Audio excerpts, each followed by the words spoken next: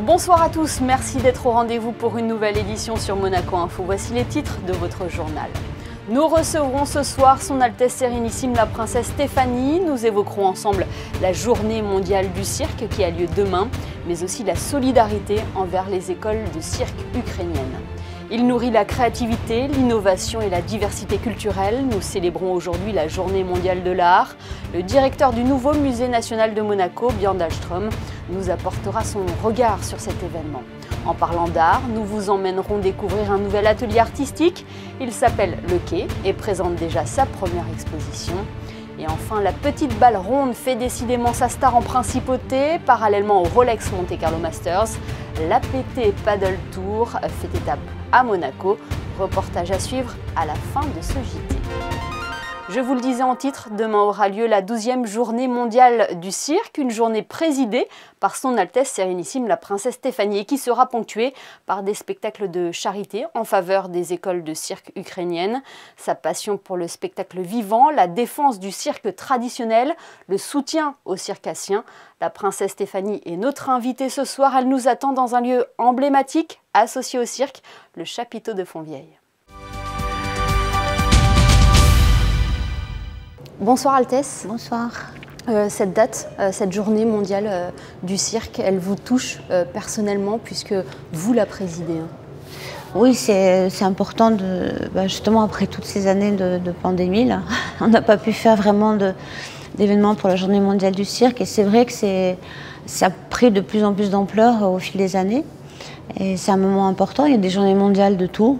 Pour tout et rien, enfin quelquefois je vois cette journée mondiale de je sais pas quoi, et là pour le cirque c'est important pour que justement les cirques à travers le monde soient ouverts aux gens et fassent quelque chose de spécial et qu'on célèbre le cirque au moins une journée par an, quoi. Vous l'avez dit, c'est une journée encore plus importante en ce moment avec la pandémie. Le cirque a énormément souffert, notamment le festival qui a dû être reporté à 2 reprises.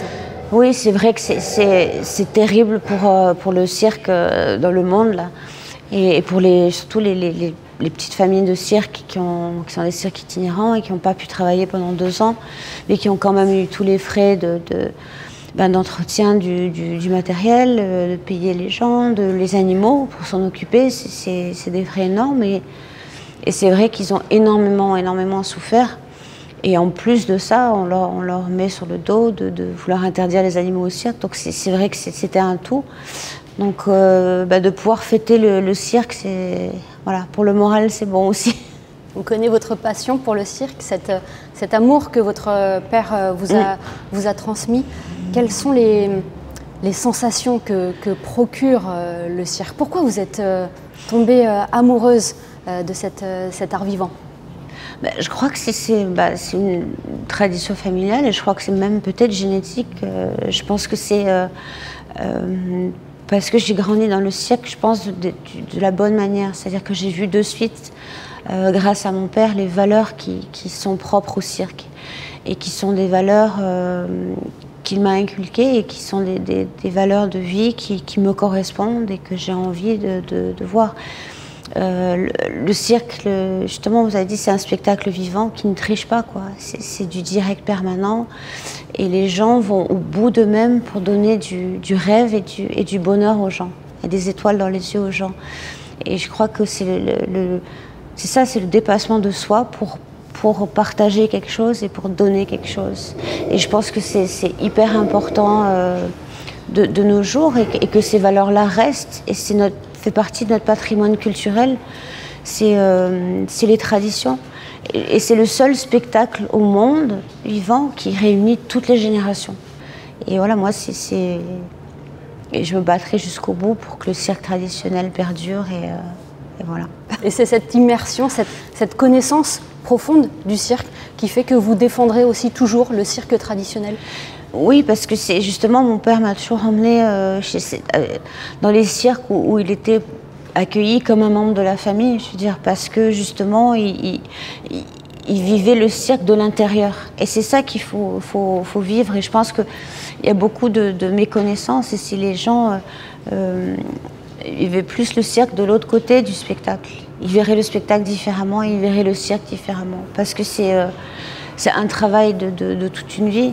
Et encore plus les gens qui s'occupent d'animaux, je veux dire, ils n'ont pas de vacances. C'est toute leur vie est dédiée à leurs animaux. Et c'est magique et c'est pour ça que ça marche. Parce que justement, il n'y a plus de religion, il n'y a plus de culture, il n'y a plus rien dans un spectacle. Ce rôle fédérateur, c'est cela aussi qui vous a motivé à organiser ces spectacles de charité au profit des écoles de cirque ukrainiennes? On a voulu vraiment aider les cirques en Ukraine. Et en plus, on travaille énormément avec les écoles de cirque de Kharkiv et de Kiev pour New Generation, justement. On a eu souvent des numéros avec eux. On a un lien vraiment très fort. Et donc, on a essayé de tout organiser avec d'autres amis du cirque en Hongrie pour pouvoir les sortir le plus vite possible. Et justement au cirque en Hongrie pour qu'ils puissent continuer à s'entraîner surtout et qu'ils continuent à vivre leur passion.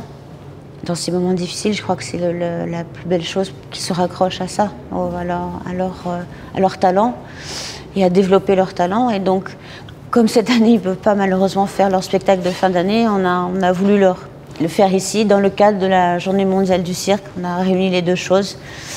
Et voilà, et on se devait d'aider ces jeunes pour pas qu'ils perdent cette âme du cirque et cette envie de continuer leur vocation et leur passion. On a pu le voir au travers des années, on a la troupe Bingo qui est un peu notre symbole pour les openings et les finales. Et bon, ils sont ukrainiens évidemment, et c'est vrai qu'il y a ce côté nouveau, mais qui regarde la tradition du cirque et leur manière de travailler est vraiment fantastique. Vous travaillez déjà sur, enfin, on va dire, la 45e édition du festival et la 10e édition de New Generation, un anniversaire. On essaye. Voilà, vous essayez. Ça fait 2 ans qu'on essaye de le faire. Je me suis même dit, peut-être c'est le numéro 45, c'est un numéro maudit, on n'arrivera pas, il faut passer direct au 46, je ne sais pas. Mais bon, donc là, on avait encore une autre problématique pour le faire cette année, c'est-à-dire que, voilà, on n'a que des artistes ukrainiens et du reste du monde, parce qu'il y a une autre problématique maintenant qui se pose. Et donc voilà, on est là vraiment en soutien aussi, encore plus avec ce festival aux artistes ukrainiens, parce que il y en a plein qui étaient dehors en train de travailler ailleurs, qui ne peuvent pas rentrer chez eux, donc il faut, pour pouvoir survivre, il faut qu'ils travaillent, donc on va les faire travailler ici. Donc c'est encore une autre problématique, mais on croise les doigts que je puisse le faire cette année. On croise les doigts. Et voilà, ouais. Merci beaucoup Altesse d'avoir été avec nous ce soir à l'occasion de la journée mondiale du cirque que nous célébrons demain samedi. Oui, merci. Et pour rappel, 2 représentations auront lieu demain au Théâtre Princesse Grace pour soutenir les écoles de cirque en Ukraine à 15 h et à 20 h. Bonsoir Alexandra Pani, le cirque sera également à l'honneur au Grimaldi Forum avec cette date qui vient d'être annoncée. Bonsoir Émilie, bonsoir à tous. Ils seront 7 circassiens sur scène. Ils y racontent leur attachement pour l'Ukraine, leur pays natal. Myland a été créé en 2018 et prend une toute autre dimension aujourd'hui. La mise en scène allie cirque, danse et théâtre. On en regarde un court extrait.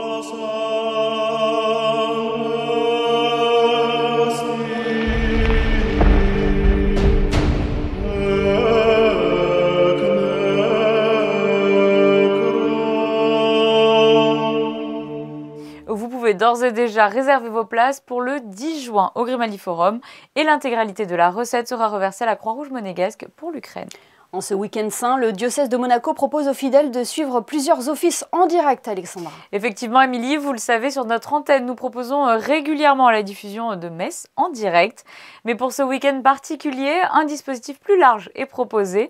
Vous pourrez donc suivre ce samedi à 21 h sur la chaîne CNews, la Vigile Pascale.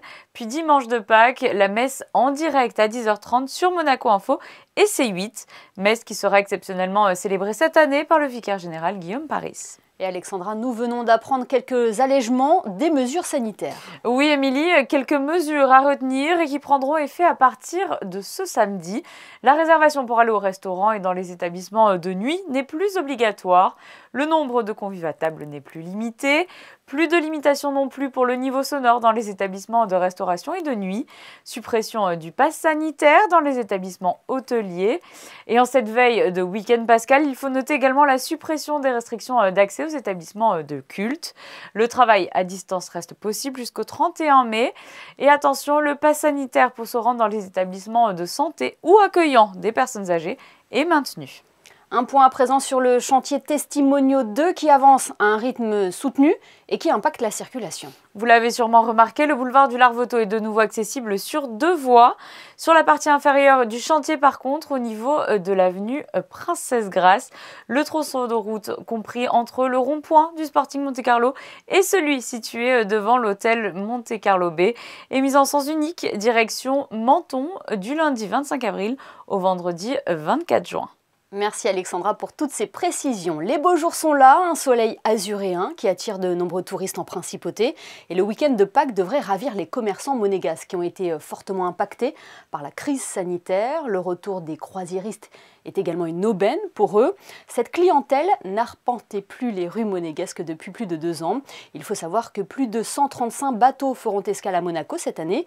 La société d'exploitation des ports de Monaco a souhaité privilégier les croisières de luxe. Fabien Bonilla et Orazio Gagino sont allés à la rencontre des commerçants du Rocher qui ont particulièrement souffert du manque de fréquentation. Le gouvernement a eu une très bonne mesure, c'est-à-dire de réduire les quantitatifs, mais on a une clientèle beaucoup plus aisée, beaucoup plus agréable à servir.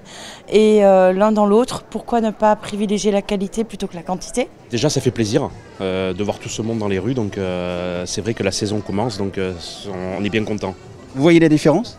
Oui, grandement. Ça fait déjà une semaine que ça commence à rebouger sur le Rocher et à Monaco vide, donc on est les plus heureux du monde. Et le 3 avril, on a eu le premier bateau Monaco. On avait en même temps un bateau aussi à Saint-Jean, à Villefranche. Franchement, ce soir-là, je me suis rendu compte que j'avais des muscles aux fesses. Sont revenues les douleurs. Non, on a vraiment vu la différence. C'est vraiment impressionnant. Non seulement les vacances scolaires en même temps, mais les paquebots, c'est vraiment une sacrée différence. Il y a plus de monde et des visages différents. Des langues différentes, des nationalités différentes et on dirait que la page est en train de se tourner. Comment est-ce que vous voyez la saison estivale ? Si le Covid nous laisse tranquille, je pense qu'on va faire une très belle saison. On a beaucoup de monde, on a pas mal d'Américains qui reviennent, pas mal d'étrangers, donc c'est vrai que ça fait plaisir. Les commerçants du Rocher qui retrouvent donc le sourire après une période bien morose. Nous sommes aujourd'hui le vendredi 15 avril et nous célébrons la journée de l'art. Quelle que soit sa forme d'expression, l'art nous invite à la réflexion et à l'inspiration. Et qu'en pense le directeur du nouveau Musée national de Monaco, lui qui est également historien de l'art? Nous l'avons contacté pour le savoir. Bonsoir Björn Dahlström. Bonsoir Émilie Rousseau. Qu'est-ce qu'elle représente pour vous déjà cette journée mondiale de l'art ? Écoutez, c'est une initiative intéressante qui a été créée il y a 3 ans, en 2019, donc juste avant la pandémie, par l'UNESCO, par sa directrice générale, Audrey Azoulay, et dont l'idée était de mettre à l'honneur l'art et de ce que ça veut dire en termes de rassemblement autour de questionnements que peuvent se poser les artistes, à la fois contemporains mais aussi patrimoniaux, et donc de célébrer une journée où le public et l'art peuvent se rencontrer. Donc forcément, elle a du sens pour moi, puisque je suis en charge d'un musée qui a cette mission, c'est une des missions premières du musée. Et quelle est la mission première de l'art selon vous, son pouvoir, ses qualités ? Alors écoutez, les artistes développent des langages, et si vous voulez, passent à travers leur pensée, leur univers, notre réalité au crible de leur pratique. Et c'est ce que nous montrons par exemple en ce moment à la Villa Paloma, juste derrière moi, cette exposition intitulée Tremblement, qui présente un ensemble d'œuvres récemment acquises par le Musée national et qui sont autant, si vous voulez, une mosaïque d'artistes qui apportent avec eux leur univers et qui sont comme l'écho des tremblements du monde. Et donc cette journée mondiale de l'art est l'occasion évidemment de se poser cette question et peut-être aussi de découvrir des univers qui nous permettent de mieux comprendre le monde à travers des pratiques très personnelles mais qui restituent quelque chose d'universel. C'est ça l'intérêt de l'art, c'est cette de générer un langage finalement qui s'adresse et qui restitue une réalité différemment à ceux qui veulent bien la regarder. Et plus personnellement, votre conception de l'art s'est forgée au gré de vos rencontres, de votre vécu, de vos voyages ? Écoutez, moi si je fais ce métier aujourd'hui, c'est parce que enfant, on m'a emmené au Louvre. Je devais avoir 12 ans, découvrir les antiquités égyptiennes, la peinture italienne, et ça a été une sorte d'épiphanie pour moi. Donc c'est aussi important que ces rencontres se fassent. C'est-à-dire qu'on provoque ces rencontres, c'est aussi ce qu'on essaie de faire au Musée national, de travailler beaucoup avec l'éducation nationale, et de faire en sorte qu'on puisse présenter une alternative à des... Pour moi, l'art est une alternative à une réalité très parfois très prosaïque. On en discutait tout à l'heure avec la princesse Stéphanie à l'occasion de la Journée mondiale du cirque qui aura lieu demain. Ce rôle de l'art, ce rôle fédérateur également, il a un pouvoir énorme. Hein. Je vais paraphraser une déclaration d'Audrey Azoulay, donc directrice générale de l'UNESCO. Elle met l'accent sur cette capacité à unir le public, à rassembler le public auprès justement de la diversité des productions comme on les retrouve à la Villa Paloma et aussi à la Villa Saubert dans le cadre de cette exposition Monaco-Alexandrie qui relate un peu l'histoire des avant-gardes et du surréalisme en Méditerranée. C'est de pouvoir unifier un public autour d'une pensée unificatrice et surtout dans sa diversité. C'est ça que je trouve intéressant, c'est de pouvoir tenir un propos à travers des points de vue différents. C'est ça qui rend les choses intéressantes. Une pluralité de points de vue. Vous mentionnez les différentes expositions au NMNM. La place de l'art à Monaco est omniprésente. Hein. Oui, et c'est tout à fait exceptionnel. Et moi, je suis très fier de travailler dans un pays, une principauté où la part est si belle, si vous voulez, la part faite à l'art est si importante, que ce soit dans les arts de la scène, les arts plastiques, la science également, la musique et bien évidemment. Donc je pense que c'est essentiel et c'est un luxe que Monaco a, de pouvoir promouvoir les artistes et l'art en principauté pour les gens qui vivent ici, mais aussi alentour et pour le monde entier. Et puis elle a été aussi une terre d'inspiration pour de nombreux artistes. Bien sûr, des artistes qu'on met à l'honneur, notamment cet été dans le cadre d'une rétrospective sur Christian Bérard, qui est un artiste essentiel et trop peu connu, qui a résidé en principauté, qui a travaillé pour les ballets de Monte-Carlo, qui est peintre, décorateur, qui a travaillé avec Jean Cocteau sur La Belle et la Bête. Le Musée national a la chance de conserver un certain nombre d'œuvres de Christian Bérard et nous organisons cet été à partir du 9 juillet une grande rétrospective sur ce travail. On a également une exposition de Helmut Newton, une rétrospective autour de tous ces clichés réalisés le long de la Riviera à la fois française et italienne que nous ouvrons à la Villa Saubert au mois de juin, le 16 juin.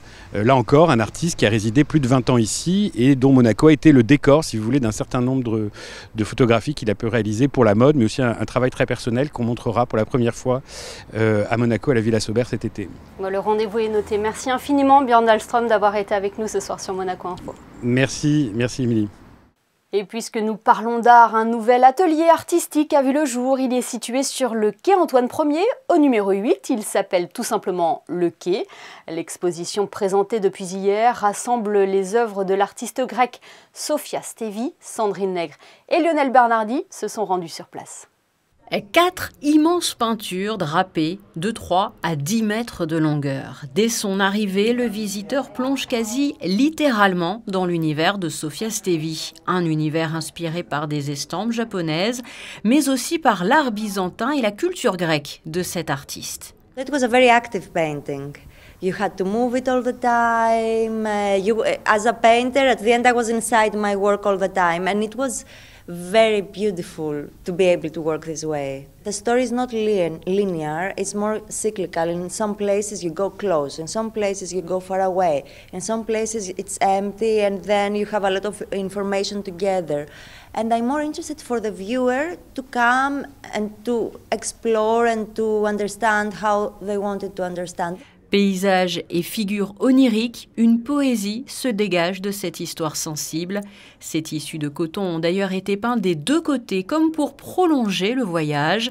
Le titre de l'œuvre d'ailleurs l'indique, chansons sans fin. Il faut dire que cet espace le permet.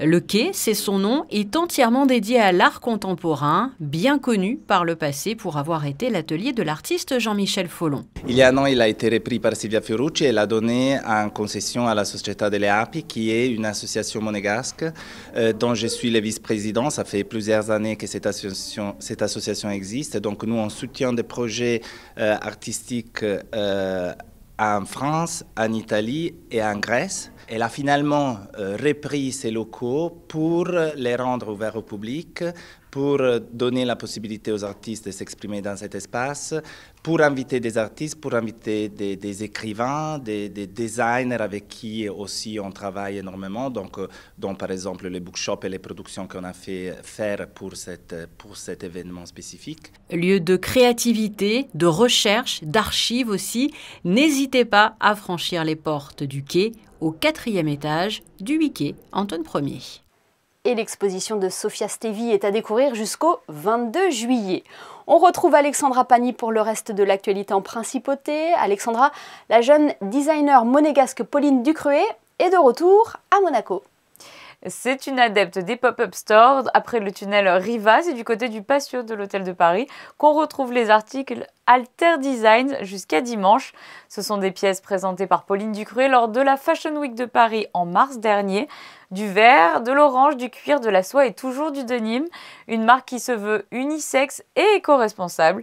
Et si vous ne pouvez pas passer ce week-end, sachez que le pop-up store reviendra au même endroit pendant le Grand Prix de Formule 1 du 26 au 29 mai. Un mot à présent sur cette conférence pour tout connaître des sources de la principauté. Philippe Mondielli proposera le mercredi 20 avril à 18h30 de découvrir une autre facette de la principauté au travers de récits historiques, de descriptions naturalistes, de contes et légendes sur Monaco au fil de l'eau. L'entrée est gratuite, mais sur réservation. La conférence se déroulera à la bibliothèque Louis Notari. Et enfin, retour sur la campagne Wildcard 2022 de Peace and Sport. Le 6 avril, on vous rappelait le principe de la Wildcard et les valeurs qu'elle transmet. Cette année, la campagne Le sport est une réponse. Levez votre Wildcard a rencontré un immense succès sur la scène internationale en touchant 171 millions de personnes sur les réseaux sociaux. Une déclaration pour la paix suite à l'invasion de l'Ukraine par la Russie a également été lancée. À ce jour, plus de 700 personnes, dont 49 champions de la paix et 18 champions olympiques, ont signé la tribune. Vous pouvez vous aussi la signer sur le site www.peace-sport.org. Merci Alexandra, on vous retrouve tout à l'heure pour les prévisions météo du sport avec la 2e édition de l'APT Master Monaco. Il se déroule en ce moment même sur les terrasses du casino, un événement international dans un cadre exceptionnel qui attire forcément les meilleurs joueurs de padel au monde. Le reportage de Yannick Debevert et Lionel Bernardi. Accueillir au même moment les meilleurs joueurs de tennis et les meilleurs joueurs de padel du monde était ambitieux. Et pourtant, cette année, l'APT Master Monaco se déroule sur la même semaine que le Masters 1000 de Monte-Carlo. Un défi souhaité par Fabrice Pastor pour appuyer encore un peu plus le développement du padel dans le monde. On voulait faire un test et ça a été fabuleux parce que, alors peut-être on a moins de public, évidemment, jusqu'à ce que le tennis ne finisse pas, les gens ne s'approchent pas trop, à moins, sauf les fous de padel. Mais on a eu beaucoup de joueurs de tennis qui sont venus nous visiter. On a eu Delbonis, on a eu Wawrinka, je sais que Zverev va venir et pas mal d'autres VIP ici à Monaco. Dans le cadre exceptionnel des terrasses du casino de Monte-Carlo, ce tournoi est unique. C'est évidemment une date cochée par tous les meilleurs joueurs de padel du monde. El nivel es lo más grande. Hoy el padel va creciendo muchísimo, entonces ya vemos que hay 3 circuitos grandísimos. El APT tiene como 3 o 4 años en el circuito. Yo juego desde el principio y me encanta estar ahí. Y los torneos van siempre mejorando, pero muchísimo. Le circuit APT est aujourd'hui largement dominé par les joueurs sud-américains. 19 joueurs du top 25 viennent d'Argentine ou du Brésil. Les Monégasques, éliminés au premier tour de leur tournoi, pointent au 150e rang du classement APT. Un tel événement à domicile est évidemment une chance pour une fédération qui n'existe que depuis 2 ans. D'avoir un terrain au casino à Monaco, c'est une grande fierté pour nous en tant que joueurs monégasques. Et on a la chance d'avoir un mécène comme Fabrice Pastor qui apporte énormément dans le sport, que ce soit à Monaco et à l'international. Donc voilà, c'est que du bonheur et maintenant on espère que la nouvelle génération va pouvoir faire le reste et porter le drapeau de Monaco un peu plus haut. La finale de l'APT Monaco Masters se jouera ce dimanche à 17 h, soit juste après la finale du Masters de tennis. 2 finales de tournois internationaux en une journée à quelques centaines de mètres l'une de l'autre. Difficile de les manquer. Et puisque nous parlons de petites balles rondes, retrouvez à 20h30 votre magazine Les Experts qui débrieferont les rencontres de la journée du Rolex Monte Carlo Masters. Justement Alexandra, quelles sont les prévisions météo pour ce samedi? Quel temps fera-t-il pour les demi-finales? Le soleil sera au rendez-vous dans la matinée, mais se fera de plus en plus rare durant l'après-midi, avec des risques d'averses. Les températures seront-elles très agréables, avec 23 degrés d'annoncés. Et nous fêterons Saint-Benoît-Joseph-Labre en ce 16 avril. Merci Alexandra et merci à vous de nous être fidèles chaque soir sur Monaco Info. Les photos de fin de JT ce soir nous emmènent sur les terrains du Monte Carlo Country Club et le Rolex Monte Carlo Masters qui continue de faire le plein à l'approche de la fin du tournoi. Photo signée ce soir Manuel Vitali. Excellente soirée à tous et à demain samedi pour une nouvelle édition.